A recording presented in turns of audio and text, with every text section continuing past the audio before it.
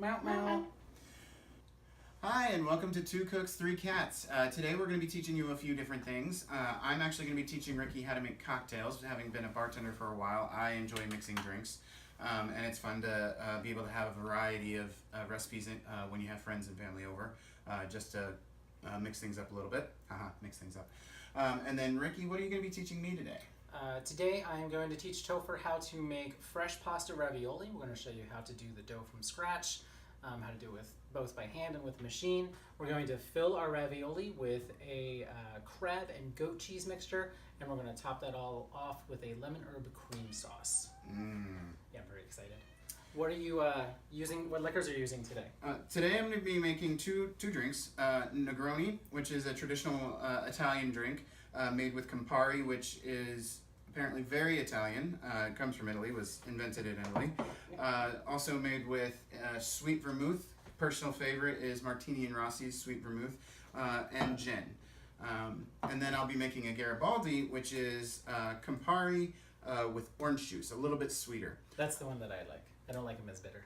Yeah, I'm personally partial to the bitter cocktails, such as an old fashioned or Manhattan. Recently discovered I like Campari and Negroni specifically, due to their bitter kind of floral flavors, if you will. And if you see me flinching while he makes cocktails, Ollie, who I was just holding, it was sitting down here biting my leg. Not just crazy. And now he's shaking the table. All right. Go for it. I like to make drinks when I'm making a traditional cocktail, I like to make it as it's supposed to be made the first time, so I can try it, see what it's supposed to taste like, and then change it up depending on what I like personally, if I like it sweeter or like it bitter. A Negroni is equal parts gin, Campari, and sweet vermouth. It doesn't really, to me, it doesn't really matter what kind of gin, although it is recommended that you use Beefeaters or Tanqueray. I personally like New Amsterdam. I think it's a very good gin. They also make very good vodka. So, and if you do like bartending, I highly recommend one of these. This is a 1 ounce pour. This is a 2 ounce pour. I'm not exactly sure what it's called. I just call it a shot measurer. But that way you know you're putting in exactly the amounts that are called for in the beverage. Hello, Ollie. You're going to have to get off the counter because we're going to make food. That's why it's called Three Cats. Exactly. Well, he's just one of three. But whatever. Do you need a drink, Mr. Ollie? We don't. You're too young for alcohol. You're only 5. Also the wrong species. Alright. So you've got equal parts gin, Campari, sweet vermouth. Mix it up a bit. And this is then garnish with an orange. This is the Negroni? This is the Negroni. You don't need a whole lot of orange. I usually just slice it off when I'm making it at home and then save the rest in the fridge so that I can use it later. And there you have a lovely Negroni. How gorgeous that is. Alright, so we'll rinse this off because you don't want sweet vermouth in your Garibaldi. Then a Garibaldi is just 1 parts Campari, 3 parts orange juice. It just means equal parts, 1 part Campari and then 3 parts orange juice, so 3 of these.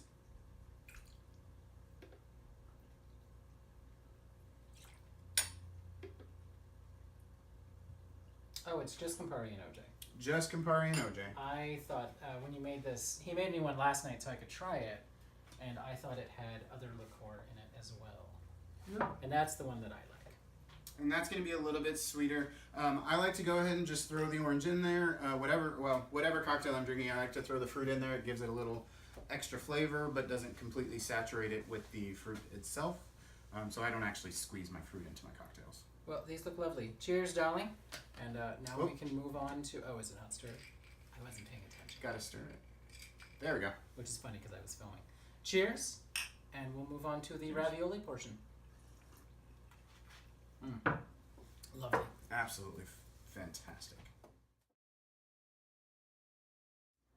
Welcome back. We're going to start the ravioli portion of our show. I just want to say that if you see the kitties walking on the counter and whatnot, we have cleaned up before we actually prepare the food. So we're going to get started on these. Making pasta at home is actually really simple. I'm really excited to show you how to do it, Topher. We only have a few ingredients that we're going to be working with. So here you can see the kinds we're using here, but we have our bread flour, which is this guy, in our big blue bowl here. We have our semolina flour, which is the yellowish looking stuff, in our silver bowl. We have eggs, and we have kosher salt. What is semolina flour? Semolina flour is a kind of flour it's made from durum wheat. So it's a different kind of wheat than your bread flour or your all-purpose flour. It's ground not quite as fine. If you feel this, Topher, it actually feels a bit like sand. It's not soft and powdery like our bread flour is. So this adds a very particular texture, flavor, and color, because it's yellow, to your pasta. And if you buy... it feels like it's a little bit heavier than flour. Like flour, when you do this, it kind of like it would be blown away, whereas this drops like straight down. Right. Yeah, that's the coarser grind of it, because it's not as soft and powdery. It's more like sand. So this, when you buy dry pasta, on the boxes you'll often see made from 100% semolina. And 100% semolina pasta is delicious. When you're making pasta at home, and when I'm teaching this, I find it's much easier to start people off with a 50-50 mixture of the bread flour and the semolina. It's a little easier to work with. It has a wonderful taste, a wonderful texture, and it can really get you into making pasta at home. So it's a really great thing to make. But today, we're going to show you how to make ravioli. But we're going to start with the fresh pasta portion, and you'll have lots of close-ups on what's going on here. So we also have some fresh eggs. We are going to take one of those in a second. You also need a 1/4 teaspoon of salt. Oh, you don't have to make a well. Go ahead and make a pile. I was just drawing it. Oh, what were you drawing it? Always this is how I set up people to get ready when we do big groups of pasta. But with your egg there, what you want to do, and we're gonna film this up close. I feel like in the first one, people might have thought I was texting. I'm just filming close-ups. 1 second. Make a little nest. Yeah. So you want to take your egg and start to. I'll let you finish it, but go ahead and. Oh no, it's okay. You don't have to do that. Put it back down on the pile. And what you're going to do is you want to now make your well. You want to make it about twice as big as that. Twice as big? Yep. Because you want it to be big enough to hold the entire egg when you crack it in, but you want the walls to stay up so that it holds your egg there. So go ahead and crack your egg on the counter here, and then, right into there. And then I'll take the shells from you. And I know what happens next. I mix up the egg, right? Like I'm whisking it? Yes, you're going to. That's 1 second. You're going to want a towel handy. Okay. So you're going to want to scramble the egg in there, just to get the whites and the yolk combined a little bit. Okay. All right. Keep that going. Looks good. Okay. So now comes the important part. So what you're going to do, and I'll show you first. It's important that you're holding your fork with the tines, which are the little prongs on there, flat against the counter. You don't want to hold your fork like that. Okay? And the reason for that is you're going to now slowly, using the tines of your fork, draw in flour from the bottom of your wall. And using your other free hand, you're going to make sure that your wall doesn't collapse and just keep it together. If it does collapse a little bit, it's not the biggest deal. It just helps you to keep everything on the counter. So yeah, just keep moving around the entire wall and mixing that flour in slowly until it becomes a thick paste.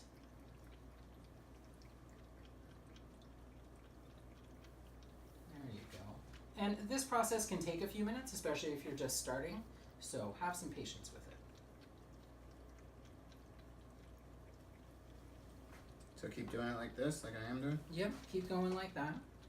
And if you're making pasta for the first time, it can help to have a partner, and they can help keep the wall in for you while one mixes. Okay, so I can just like start going a little bit more crazy, like scoop it all in. Start going a little more crazy. Okay, stop, you're going too crazy. You want to keep the paste all together. You're getting parts of it all in the dry. There you go. And when it gets to about this point where it's a thick paste like that, you're actually going to abandon the fork. And I'm going to show you the next step. Okay. Can I start folding the flour in? No, not yet. Okay. So, note to our watchers, make sure to soak this guy right away. That dried pasta on there becomes like cement if you don't. So, what you're going to do now, and I'll show you and then we'll get some close-ups of it. So we have this thick paste here, and we want this all to stay together, but it's a little too soft to work with our hands. Oh, okay. So this is where the bench scraper comes in. You're going to use this guy. No, don't do it on that side.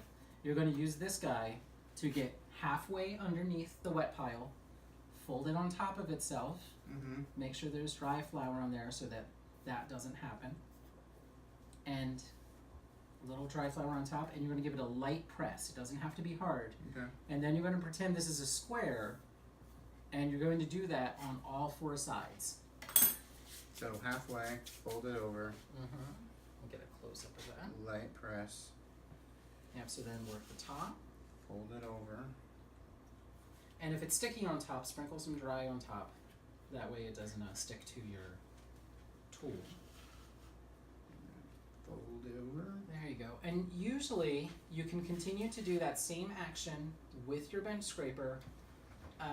2 or 3 rounds of that, really. It's just to get your paste to the point where you can then work it with your hands. And I'll let you know when that is. After you do the top there, we'll give a feel. Alright, so let me reach in there real quick. So this feels good. Okay. This is firmer. It's not a very soft paste at the moment. So Topher will be able to work this with your hands. And now what you want to do, that same motion, but use your fingers. So folding it on one side, pressing down a bit. There you go. And you continue to do this until your dough forms a fairly firm ball. Now, you want to keep in mind that you may not use all the flour that is on your counter. That largely depends on how much moisture is in the egg. And it's okay if you don't use all of it. If you do use all of it, that's okay too. Don't worry about the stuff sticking to your fingers. Just keep folding and pressing, and eventually we'll get all that incorporated.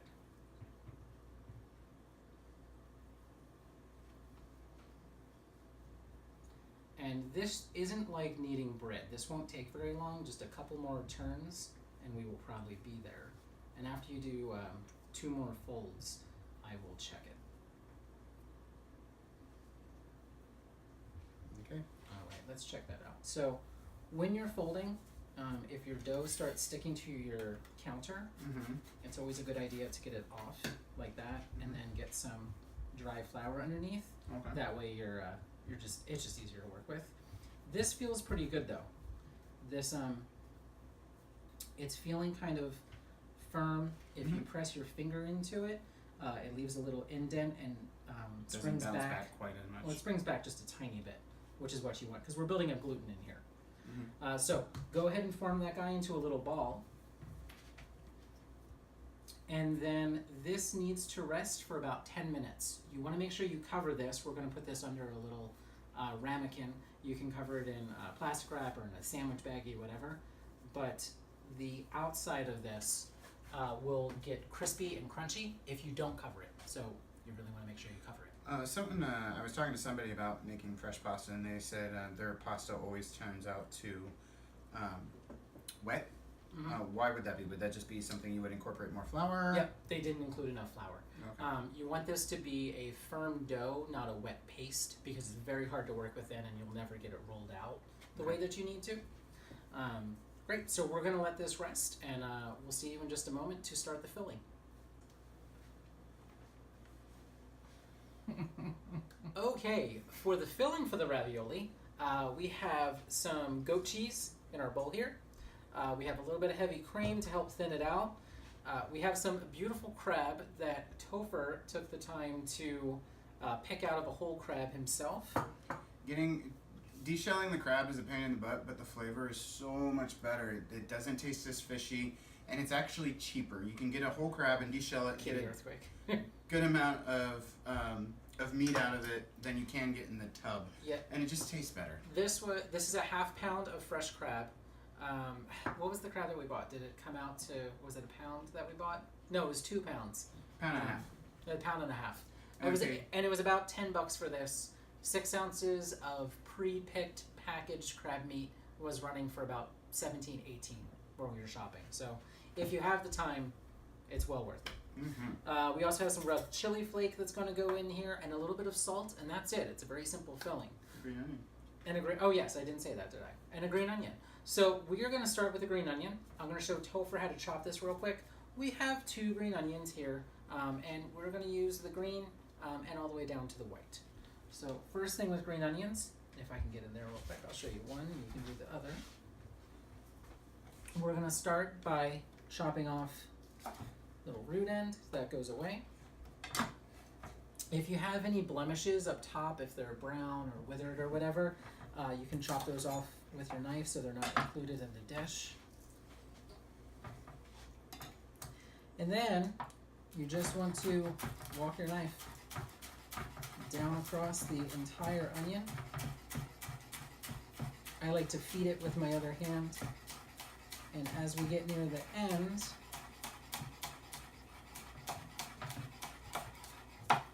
go a little slower, keep those knuckles flat so you don't hit them. And there we have some beautiful green onion. Yeah, I'm not going that fast. Okay, so we're ready to put together the rest of our filling here. Topher has our goat cheese kind of broken up in our bowl. And it's been sitting out for 5-10 minutes just to kind of let it warm up a little bit, soften a little bit. Just so it's easier to work with.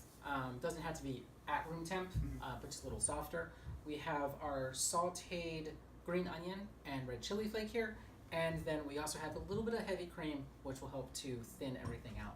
So go ahead and scrape your green onion into the bowl there. Okay, get all that oil and flavor.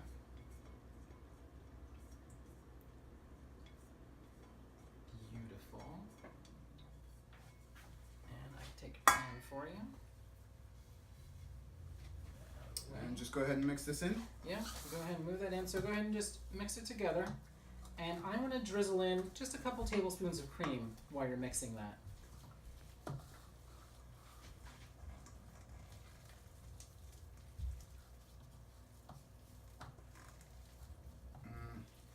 I wish you could smell this. It smells so good. The sauteing of that green onion and chili flake just is so fragrant and so good. And the tanginess of the goat cheese. Oh yeah, that's my favorite part about this. That's why I like to use goat cheese in this. I mean, you can use other things for your ravioli fillings. You can do ricotta or meats or whatever. But the goat cheese has such a nice tang to it. It's amazing. And the cream we're adding in here is really just for texture. And this is looking pretty good. We added about 2 tablespoons of cream. You'll have exact measurements on your recipe. But I think we're looking good, too. All right, we'll see you in a few minutes to show you how to roll out and fill. Okay, on to our rolling. So the first thing we're going to do, we have some light flour down on the counter here. You want to get a little bit of flour and on top. We always want to make sure we're using just enough flour so it doesn't stick. We don't want to add too much flour to this because we don't want a really dry, dense pasta. And now we're going to use a rolling pin. So before you start using your rolling pin, good idea to do is to I prefer to do it this way. You're going to start in the middle and medium pressure out to the end. Okay. Come back to the middle, medium pressure toward you. Thing. Start in the middle, hands on top. There you go. Pushing down in the middle so it's even pressure. Good, good, good. Back to the middle, back toward you. All right, now you asked about booking. So you rolled it out, you've gotten a little bit bigger.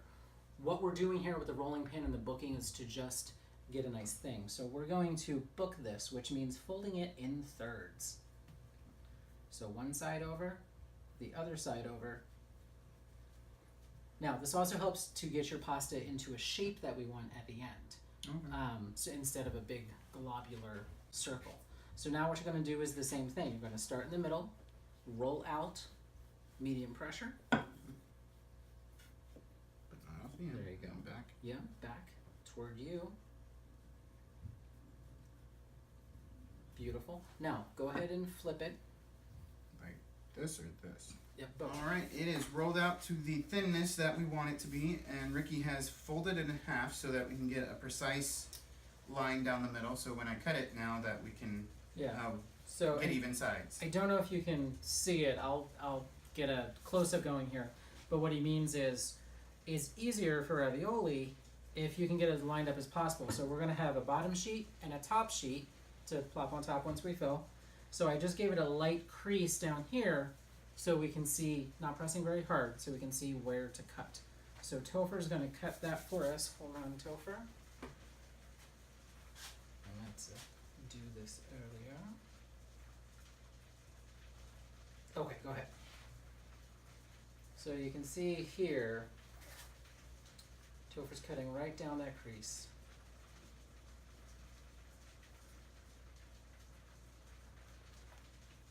And now we have two sheets, one for the bottom and one for the top to make the roll ravioli out of.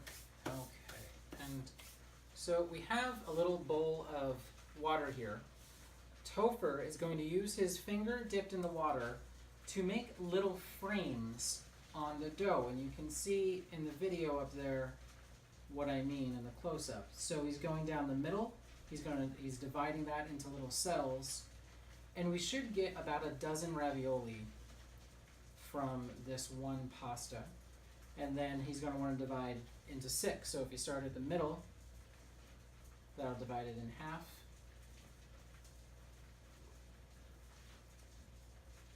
And then thirds from that. We're going to take our filling, which we added a little bit of salt to. We forgot to do that earlier, but that's okay. Salt is a wonderful thing because it can always be added later. And you can always salt your food after it's been cooked and you still get great flavor. And so these, if you take a look here, these spoons are actually fairly small. They're little demi-tasse spoons. We want about a teaspoon of filling in each one, which does not sound like a lot, nor does it look like a lot. But it gives lots of flavor. But you just want a little pocket of flavor as you bite into this. And these are going to be very hard to get the top sheet on and seal correctly if you put too much filling in there. So when you go to do this at home, you're going to think to yourself, he's crazy, I want more filling, I want a big bite. If you're going to do that, make bigger ravioli. I'm telling you now, otherwise these will explode in your water. Okay, Topher has these all filled up now, and he's going to just place the top sheet right on top, line them up as best you can, and now he's going to use the side of his hand, not your fingertips, to go down the middle and just press with some medium pressure just to get that seal going, and then not starting at the end, but at the one in between, he's going to do the same thing with the side of his hand. Just right down in between so you can see where the divisions are. Okay, now comes the finishing part. Here, Topher, I'm going to show one if you want to hold the camera. Don't worry about the flour in your hands.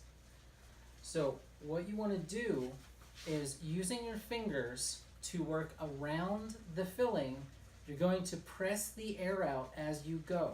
This is so that no air pockets show up in your ravioli and expand in the hot water and make them explode. And when you're done, you'll have this nice little round ravioli. We're going to do this around the entire sheet, and then we'll show you how to cut. Okay, so we have these all sealed up. Topher is now going to start cutting. So we're cutting just in the middle where and he's cutting off the ends to make them look nice, where the seal is. Could we roll this pasta back out and make more ravioli? Is that a thing? Can we do that? You can. You would have to let it rest if you roll it again. Mm-hmm. But for the most part, you can just kind of put the scraps together to make them. Or if they're too small, you can just cut it up and eat it like pasta. Boil it off. All right, now that he's done the cutting, he's going to show you how to crimp. Now, the crimping is important for these guys because when you boil them, you want to make sure that your filling stays in the ravioli where it's supposed to be. So he's got a fork, and you can really see in the video up here, if it would focus. So he's putting the tines partway on there, and he's pressing down with a medium-high pressure, not to go through the dough, but to make sure that he's getting those nice crimp marks and it's sealed. If your fork starts to stick to the dough, dip it in your flour. And lining up the little tines as you go will make this go faster. Nice. But since this is the first time, it's gonna go slow. And that's okay. And we're gonna finish up the crimping on these, and we'll see you back at the stove where we can boil these and start the sauce. So Topher has butter, and we've got a cup of cream. We have some freshly squeezed lemon juice here, also some lemon zest, and we're going to be using just some Italian herbs today. You can use fresh herbs in this as well. It's really your choice. This is what we have on hand. We're going to switch to a close-up view here. In with the cream and the butter.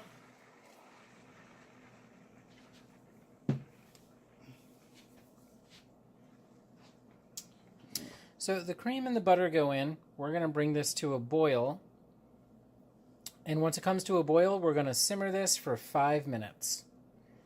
After the 5 minutes, we're going to add our lemon juice and our lemon zest, and that will thicken this up a little bit. The acid in the lemon juice starts to collapse and coagulate the proteins that are in the cream, but there's enough fat in there that they don't stick together and become globular. So not like cheese or butter. And it'll keep everything nice and smooth and creamy, but nice and thick. And then we'll also add our herbs in. Now, because this is cream, do I need to keep stirring it so that it doesn't... It won't curdle. Okay. And it won't burn to the bottom of the pan? No, it won't burn to the bottom of the pan, but we do need to reduce the heat because that will lift it up. Yep, because that will overflow on you. So be careful of that at home. Go ahead and lower it. Should be okay. And we're going to let this simmer for 5 minutes, and we'll be back. We've let this simmer for about 5 minutes. It's thickened up a little bit. Topher's going to add in his dried herbs. We have about a teaspoon of them. He's going to add in his lemon juice, and he's going to add in his lemon zest. And you'll see when he adds in the lemon juice here, and he stirs, at least you should be able to see, this is actually going to, you can see right away that thickened up quite a bit. That's the acid reacting with the proteins in the sauce. So once we have all that in, we are also going to add in just a little sprinkle of salt here. This is almost done. We're going to let this simmer for 5 minutes, and we have our sauce ready to go. All right. Our pasta has dried out a little bit, and Ricky sprayed some olive oil over them. Yep, so I use my sprayer just to get a little olive oil on top. You can, of course, do this with a brush or even your fingers at home. These are going to go into the oven, top rack, under high broil. Depending on your stove, the thickness of your ravioli, how much moisture they have in them, this should take approximately 4 to 5 minutes. But what? Ooh, look at those. And we'll show you a picture, is for them to be nicely browned and crispy on top. All right, we have pulled the ravioli out of the oven. So we're going to show you guys how to plate these up. We have our finished sauce. And mind you, this is just to make it look pretty if Right you're here. trying to be presentable. And Go ahead. Oh, and we also have some chopped parsley here. So Toph is going to lay out 4 to 5 ravioli per portion. Per purpose is usually good. And we'll get some sauce on top.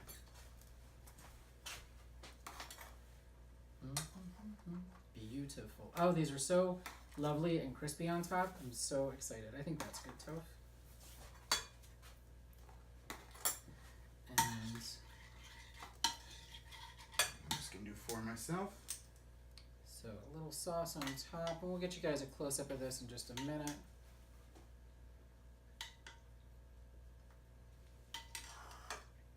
Oh, look at that. And this is nice and thick. That lemon juice has really thickened up the cream. And you can smell the lemon zest coming from that sauce. A little bit of, I'll let you do that, Tubes. We'll go a little close up here. Oh, look how beautiful that is. Just gorgeous. All right, Toph is gonna grab us some forks. We're gonna try these. Thank you.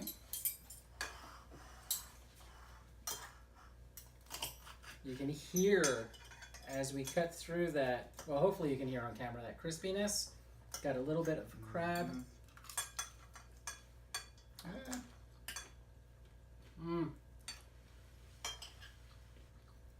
So the fresh pasta has a really nice flavor, a really nice texture.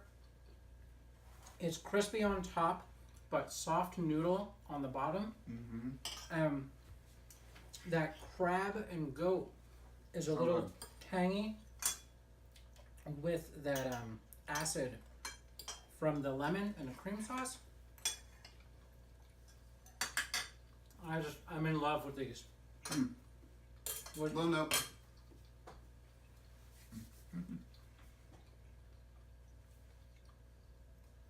The ones that we rolled out by hand, they were a little bit thicker. Probably because you used a little bit more time in the water. Because the pasta machine lets you get it really, really thin into that noodle, or thin noodle state that you want it to be in. The hand rolled ones are great. They probably just need a little bit more time cooking or boiling rather to give it a little bit, make it a little bit more tender. And that's a difference you'll find. And that just comes with practice. They're still lovely. Freaking delicious. But yeah, we want to thank you for joining us for this campari and crab ravioli composite. I just want to do some alliteration. Thank you for joining us for this episode. The cats thank you as well. They're napping somewhere. Cheers. Clink plates. Right. Boop. And catchphrase goes here. See you next time.